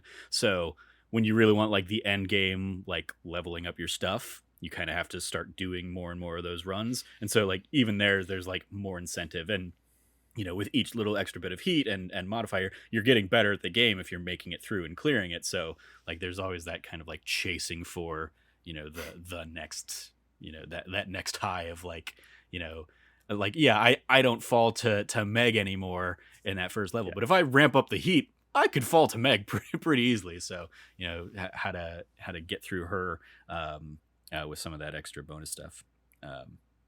Very cool. Next up, you guys want to chat Back for Blood? Yeah. All right, hit me. You guys been playing Back for Blood? I was never a Left 4 Dead guy. I have almost zero interest in hopping into Back for Blood, even though it's on Game Pass and I could. But yeah, tell me what you guys are thinking of this. I'm just going to come Cam, out I was kind of curious what you thought, so do you mind starting off? Sure. I'll just come out and say it. This is better than Left 4 Dead. Okay. I've always had issues with Left 4 Dead, which is it's the same shit over and over. Every level, everything you do is the same shit over and over again. It's the problem with Left 4 Dead is that the difficulty spikes for specialized enemies is ridiculous, especially because there'll be times where it's like, oh, this one went down really easily, cool. The next time, this thing won't go down. It's really difficult, and like the difficulty is in Left 4 Dead is, even on the most basic levels, extremely frustrating, and like is meant to not challenge you so much as like, hey, we're gonna put up like a bunch of obstacles in your way, so get fucked. It's done in a way that, like, don't get me wrong, like there's a method to that madness, and it works and it's fun on a lot of levels, but a big massive problem with Left 4 Dead is the only answer it has for problems is just to throw unrelenting amounts of zombies at you. That's the only solution it has for stuff. And it's horde, like it'll be like, oh, we're having to fight off a horde. Okay. It lasts a couple minutes. We have to fight off another horde. Okay, it's lasting like way longer. And then on top of that, oh yeah, by the way, we're like surrounded by all these zombies that are just coming at us no matter what we do. Cool. On top of that, let's go ahead and have a smoker come out and just like snatch you right up and do this sort of thing to you. And it's like, it was always very frustrating, because it's like, I want to like get the smoker, I want to kill I want to get this guy that took my teammate or whatnot. And the specialized zombies were just always like really frustratingly just, there was never a consistency with them, I felt. This game does something completely different, in which case the specialty zombies are much more common. It's not uncommon for like when you're dealing with just like a couple of zombies, instead of them being like, oh, we'll just throw like 1,000 zombies at you. It's like, okay, we're going to throw 20 zombies at you. We're going to throw a bruiser. We're going to throw a stalker. We're going to throw a hopper. And there's just so much more variety in what they're willing to throw at you, that I think it makes it a lot more fun. the characters are like there is lore and a story to this game that I find very intriguing. To the point where it's not like in other games, it's like, oh, things are collapsing and now we have to try to make our way out. Like it's like a B horror movie, which is like what was always kind of the point of Left 4 Dead, was it's like a B horror zombie movie. This one feels like it has more of a detailed story to it. I wish there was more to that story as far as like what I've encountered so far, but everything makes sense about what's happening. It's already takes place post the collapse. They call it the collapse. It's way past that as far as like events go. Your characters are like, you're not just 4 random people. You're a squad of individuals and you're not survivors. You're called cleaners. You're going out and doing these missions because that's what your job is. And so like there's a bit of a seriousness to it, but at the same time, there's also other moments of brevity that aren't like that are a lot more because people like Left 4 Dead 2. They love the character Elias because Elias is very much a laid back kind of character who makes a lot of jokes. And so he's a fan favorite. Everybody makes some jokes. Everybody cracks wise in this. And it's cool because you're playing four somewhat interesting characters. There's an additional 4 other characters that you get unlocked.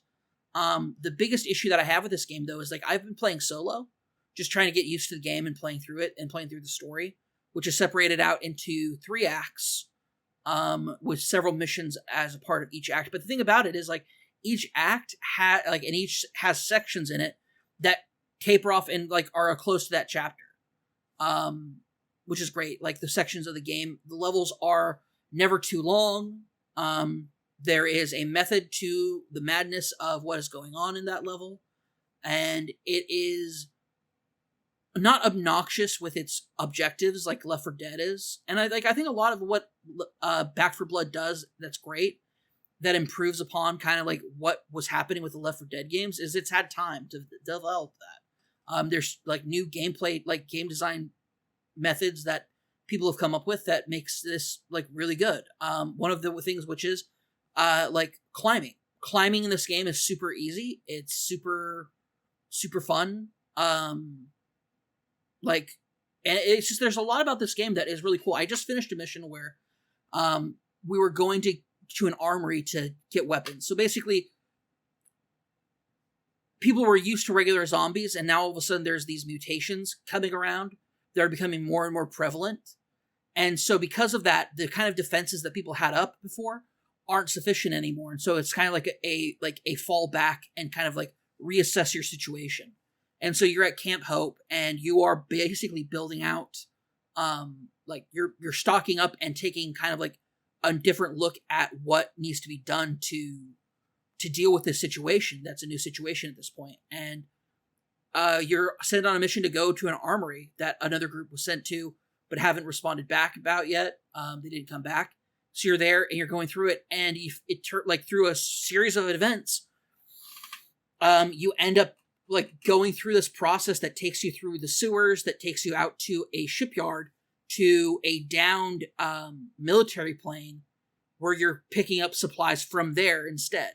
And the way it goes about that makes total sense. Like it's not like in Left 4 Dead, it was like a theme to it, whether it's like the farm or it's the city, the hospital sort of thing. Instead of that, there is a method and a logical progress to the game that is engaging and fun, and I I've been really enjoying it.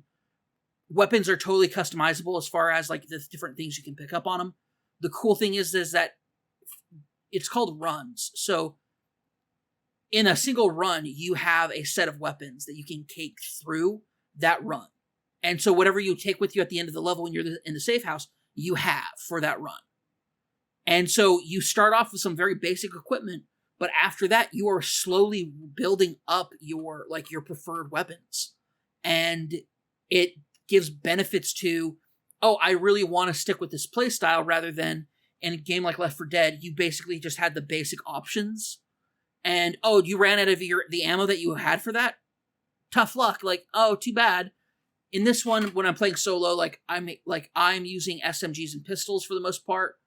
I'm running low on ammo. Before I'm even close to being out of ammo, a teammate drops ammo for me because they're not using pistols and SMGs. They're using a shotgun and an assault rifle. So it's that caches are all over the place for different weapons and equipment types. It's a really great variety of stuff to do in that game, and I'm not it's intense. I thought I bruised my finger by how much I was like using the trigger. The haptic feedback on the PS5 controller is phenomenal for this. It's outright phenomenal. I love the feedback you get from it with the different like trigger discipline stuff with like the kind of guns that you're using. It's just phenomenal, like the feedback you get from it. But like my finger, like I played so much of it that like the arthritis in my finger started to really ache. Because I was just like doing that, and like the feedback you get for like a heavier gun that only has like you pull the trigger and only shoots one bullet, like there is a heft to it. I have a revolver that I've wrapped up my last run with that like there was resistance to it to like make sure like if you're pulling the trigger, you're pulling the trigger and you can actually like stop halfway through and it doesn't pull the trigger. The design from the haptic feedback has just been phenomenal. I really, really, really love this game. It's really surprised me in a really big way. The only thing I will say is I wish it had base building mechanics, because that would be really cool. It's very close to being like almost everything I want out of a zombie game, just no base building. Yeah, I agree with a lot of that. Sorry, I didn't realize I was muted. So I said you wanted it to be Fortnite, but you hate Fortnite. Got it. No. Fortnite's not base building. Don't get like that. Like, the original Fortnite that I thought was a cool concept was base building, which is still there. Like you can still play Save the World, but yeah, but who's like, you can, Trevor, but who does, right? Fair. No. Who does?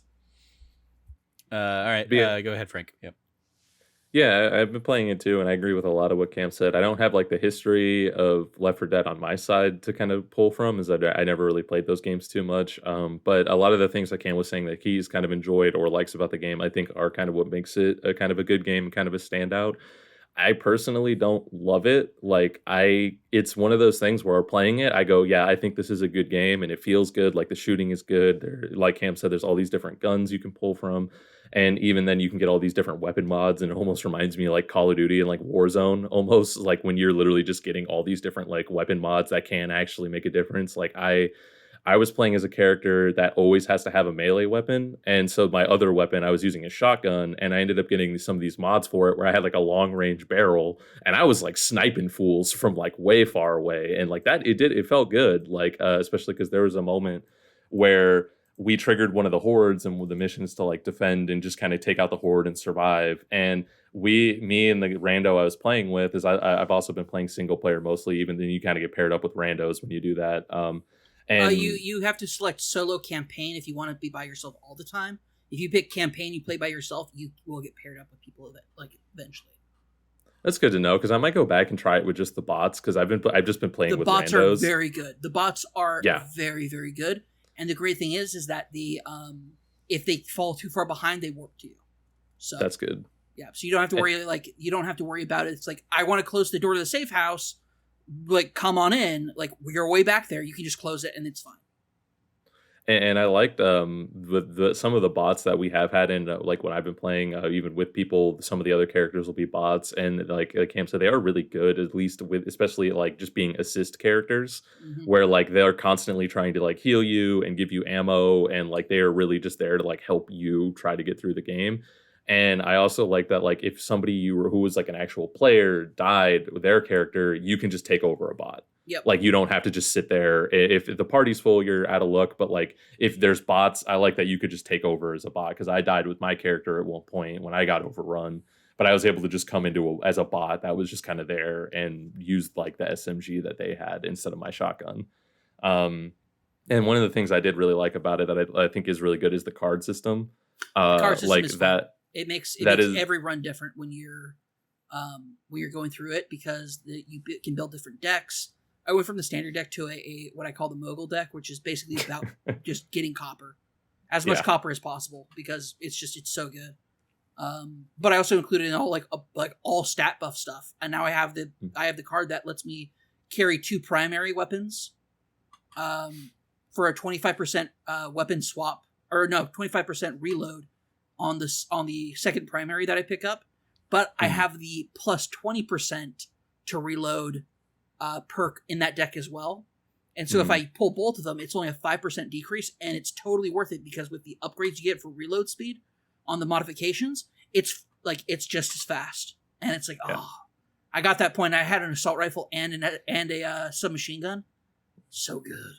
I was just wrecking people left and right. It was so much fun.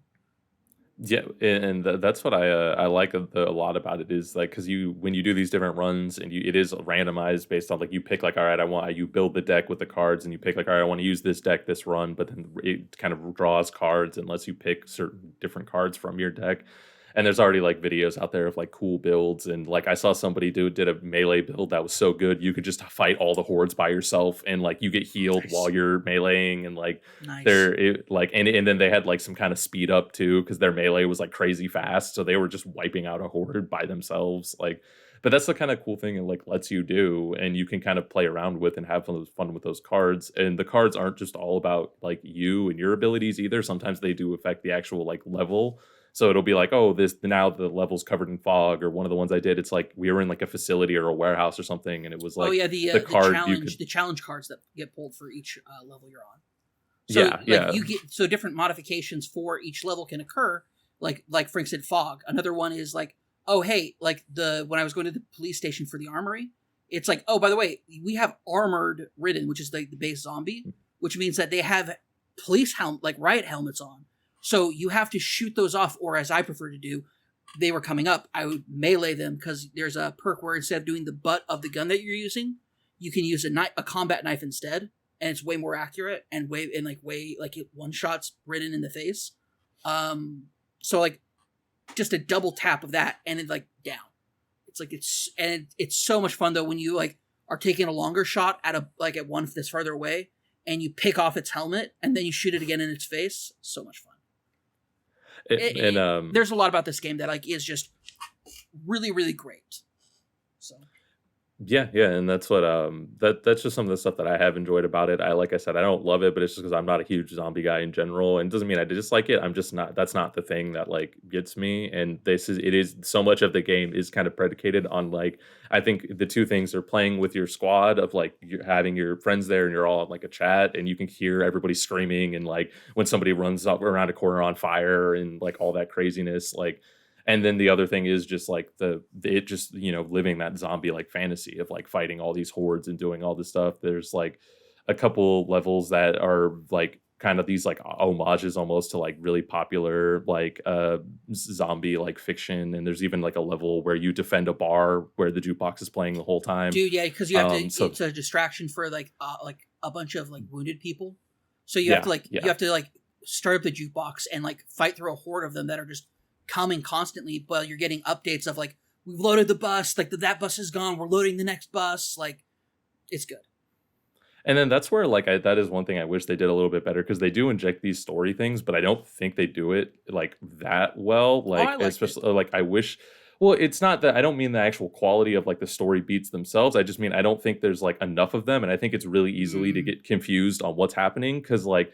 When I played through I played Act 1, which is all these different chapters, like Cam said, in one run. And there is a chapter where you save some survivors in an apartment building. And then one of the later chapters is the bar thing. But I didn't put 2 and 2 together that we were doing the bar like horde thing to call the zombies to us so the survivors could get away and have like a clear path. And like when you walk through it makes sense that that's what we were doing, but I didn't think the story in the game, I didn't think the game did like a good enough job to be like, this is why you're doing this. So and then at the start of that level, Phillips calls in and actually tells you and gives you the mission. So you might have missed that. That's why. But that's kind of my point though, is like you can just miss these things. And especially if you're playing even with randos, if you're playing with people and we're talking and like we're doing whatever. And some of the guys I got squatted up with the first time I played, even though the game's been out for a day, I assume they were in the beta too, probably because they knew the entire game forward and backwards. They knew where every cache was. They knew where all the secrets were. They were just running by like, yeah, you don't even need to do this. Just go run to the end. Like, and That And on the sucks. one hand, that was because like on the one hand, when Frank told me about this the other day, I was like, oh, that's like how Cameron would play the Praetorium right now. It's just like run through, and the newbies are just going to be left behind. and that's kind of what it was like, because I was like, I had just fired up the game and I was trying to figure out like what things did and what things were and even what the controls were and stuff like that. And then everybody was just like way ahead of me, grabbing everything, and I was just like getting the scraps. But so that's why it's like that's one of those things I'm like, well, this makes it like a worse experience and like a worse game. But then like I think if you are playing like solo, which it does let you do, which is cool, like you probably can get a lot more of those story beats and like have a lot more fun. And so I one of my main points with it is like I think it's a good, really competent game. I just think it like has some of these weird things predicated on it, on like your enjoyment. Like if you really, really love zombies, you'll probably have a great time. But also like if you like, I really do think it's good to play with like a squad of people, and not just get grouped up with like randos. Yeah. And I might try the solo thing like you're doing, where if you can just play with just the bots, because that might be even a better experience. But sometimes getting paired up with you're going to run randoms into is you don't get they have a problem with where solo mode does not give you certain rewards or achievements. Mm-hmm. Oh, that sucks. It's a big problem. I saw Brandon Gann, friend of the show, complaining about that in the lead up to it. Of like, well, he was a big fan of Left 4 Dead, and he's not going to even bother checking out Back 4 Blood because it's doing these kinds of things to impede like single player only kind of players. It's unfortunate. Yep, it sucks. It totally sucks because I don't unlock supply line stuff for my missions because I'm not playing in multiplayer, and I've done this stuff for the achievements, but I'm not getting any of the achievements because I'm in single player. Like that is extremely frustrating. Like that part of it, I will say, is extraordinarily frustrating because I can't unlock the new characters because I'm not getting the things that you get to unlock them because I'm playing solo. So that side of things can eat my ass. No, that is super shitty, and because I since I have been playing with the multiplayer side, I didn't even know that it was blocked like that. But it's like, because we've probably put in like, I've only put in like 3 or 4 hours maybe. I guess I just got through Act 1 and we went through it pretty quickly, I think. So I think I've only like 2 or 3 hours in, but I have all the characters unlocked now, and I was able to do multiple supply lines, which is like buying new cards, and it's like a little side thing they can do. But I'm like, I've done like multiple. So I think that's super shitty if like you're just not getting that progression for doing the same missions, because it sounds like you're farther in the game than I am, because I haven't gotten to that armor yet. I don't think I've only done Act 1. I'm halfway through Act 2. Yeah, so you're farther than I am. Like, and so that's really shitty though. I don't like that. Yeah, I mean, I imagine really I imagine the rationale is like, oh, but if they did have it unlocked, people could super cheese it or something like that, and that would, who cares? It's a non-competitive game. Who cares? I mean, it's a non-competitive game, but they want you in there. Like they want you to stay engaged with the game. They don't want you just doing everything you can offline or whatever. Especially games that are like that go into Game Pass like this. It's like, and obviously you're playing on a PlayStation, but if they're not getting you buying the game for $60, they want to do whatever they can to get you to buy any of that like other stuff that you might be able to do. Because I assume there's like microtransactions and stuff like that in the game. Is there not? No. Not that I've seen. There's no microtransactions. All right, then. Which with the card system, that could be a really easy thing you would to think try to milk money. You think they would, but they've actually they have not done any microtransactions. Okay. Because I was looking to buy some microtransactions to get through some of the stuff that I couldn't get from multiplayer, or I couldn't get from single player. So yeah, I was trying to buy some get some Z coins or whatever to buy that stuff because god damn it, I just want some of these new characters. They look awesome. Well, I stand corrected then. Guess you just got to go hop in there and join Frank for some games or something, Cam. Something like that, yeah. Because I have heard the crossplay is pretty good. That's what I've heard as well. It's just you can like he can Frank could search for your PSN ID or whatever, and it'll just pull you in to his game and stuff, or like add him in. And I want to say over at What's Good, our friend Rihanna was basically like she did that in like 30 seconds with probably like Blessing or somebody from Kind of Funny, I think. So like seems like they at least have that going for them. But yeah, I would definitely give that a shout out for sure too, because I didn't like go in and play with anybody or like join anybody's game, but the people that did kind of squad up in my game were all from different platforms because I left the crossplay enabled. You can turn it off if you want to.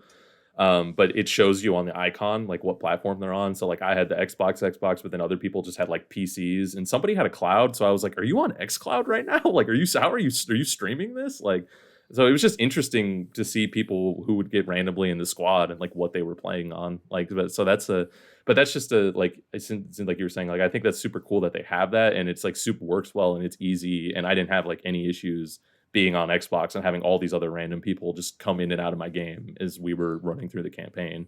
That's also one thing I'll give it a shout out to too, is you're not like locked into one lobby. It is kind of like a going from chapter to chapter is like it's creating like a new lobby almost and pulling new people in. Yeah. So like people can just leave whenever, and if somebody drops out mid, a bot will just take over for that character. So I love that I wasn't like, oh, some rando quit and now I got kicked out. You know, like I'm glad that it's like it was at least cool about like that. Like if everybody dropped out, I could have just finished with bots. Nice, cool. Any last thoughts on Back for Blood before we move on? Nope. Yeah, not really from me either. All right. Frank, you still had Sable and Carrion. I don't know if you want to really spend a ton of time on those, but hit me with what your thoughts on those two. Again, Xbox Game Pass games. Yeah, I've been playing a ton on Game Pass, and there's more I won't even get into, but it's been fun to just go through and kind of download and play with stuff. And that's when I picked up Sable. I downloaded it a while ago, and I finally started playing it earlier today. I like it. It's fun. I don't know. I only played it for like 90 minutes maybe, and I got past kind of the tutorial and where it really opens up. And then I did like one or two more quests because it is actually like this.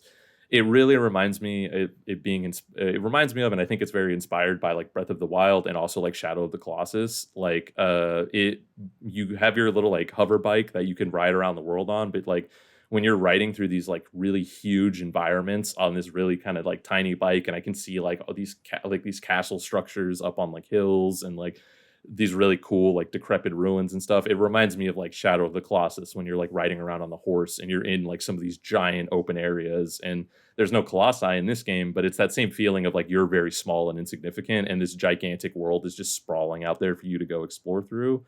And it has the same mechanic that both of those games have, that Breath of the Wild and Shadow of the Colossus, where it has that like stamina meter, and you like when you're like climbing. So you literally can just climb on anything, but you do have that little like stamina meter. And so far I've been enjoying it. Like the art style is really beautiful and it's really cool. And when I got to that area that really opens up like past the tutorial, and like the sun's rising and I'm just kind of hovering through the desert on my speeder. Like I was like, this is really cool, and it's definitely it's a chill out game. Like there's no combat or anything. There's like light platforming, and you have a glide ability, kind of like Breath of the Wild. So I'm like, I think it's cool. I'm not sure if I'm gonna go back to it and maybe finish it, but it is like it was one that I thought was at least cool, and I think it might be worth checking out, especially if any of that sounds interesting, or if you just really want like a chill exploration game. All I can really remember that I think of whenever I think of Sable is Japanese Breakfast, because I feel like they did, like they played music about that game on like 3 of Jeff Keighley's different shows in the last year or so. So, and as somebody who'd never heard of that group before, or that person, but like whatever that musician, like that's what I think of now when I think of Sable. So, cool. And then Carrion. Yeah. So then the last game I fired up after I finished playing Sable, and I hit a point where I finished some quests, and I was like, all right, I'm going to stop playing that, and I went and fired up Carrion, which is another game I had downloaded.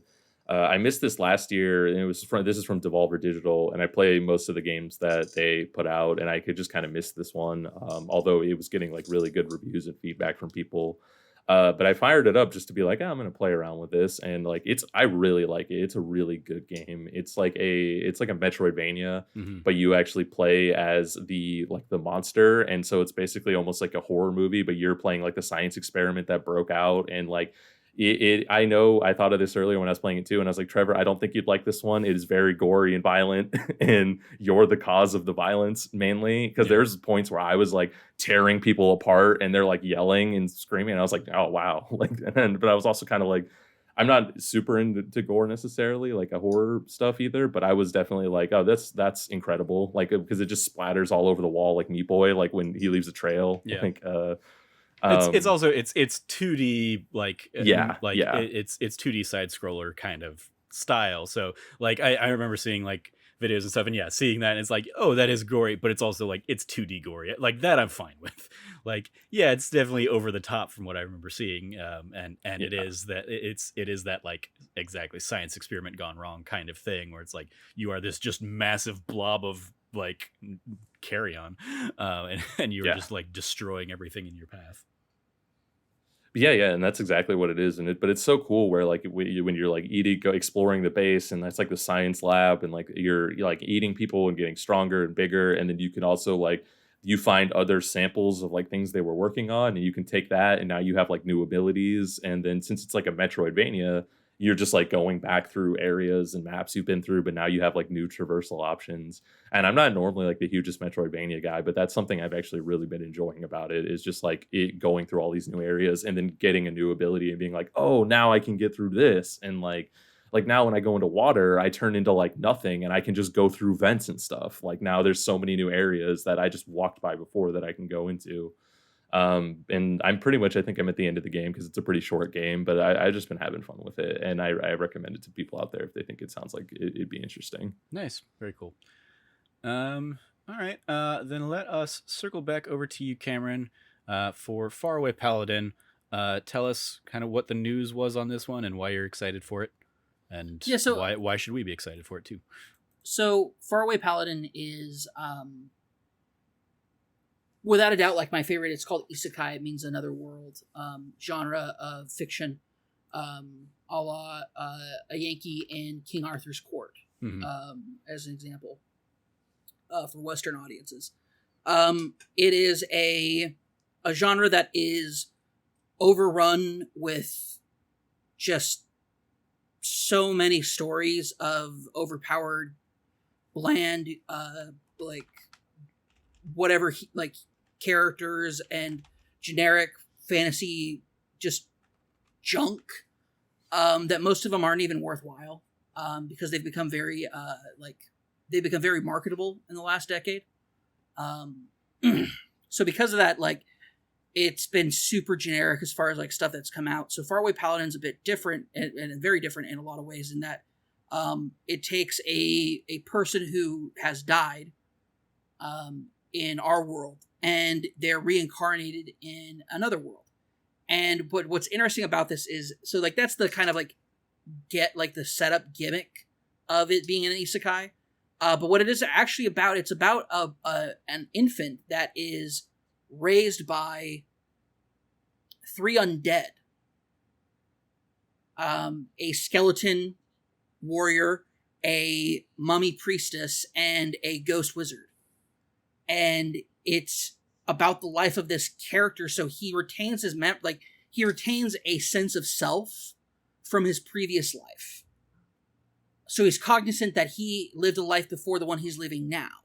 And he has mature thoughts from somebody who had gone through and had learning and whatnot, but not to the extent of, well, I remember back in the old world, I did this, or I made these choices, or I did any of that.